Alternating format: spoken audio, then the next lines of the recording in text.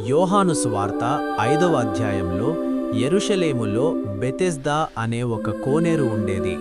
కొన్నిసార్లు ఒక దూత దిగివచ్చి నీటిని కదిలిస్తాడని ప్రజలు నమ్మేవారు. ఆ నీటిలో ముందుగా దిగినవాడు స్వస్థత పొందేవాడు, కాని మొదటివాడే మాత్రమే.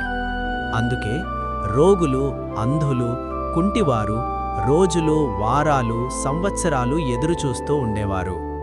ఒక మనిషి తన వంతు కోసం 38 సంవత్సరాలు అక్కడే ఎదురుచూశాడు. కాని అప్పుడు యేసు వచ్చాడు.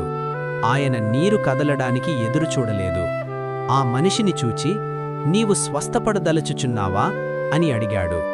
తరువాత ఆయన, "లేచి నీ మంచమెత్తుకొని నడువుము" అని చెప్పాడు.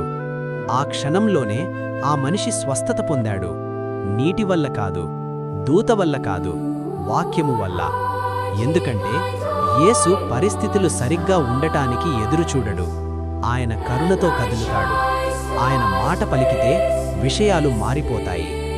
మీరొక అద్భుతం కోసం ఎదురుచూస్తున్నట్లయితే ఆమేన్ అని టైప్ చేసి, "యేసయ్యా, నాలో అద్భుతం చేయుము" అని ప్రకటించండి.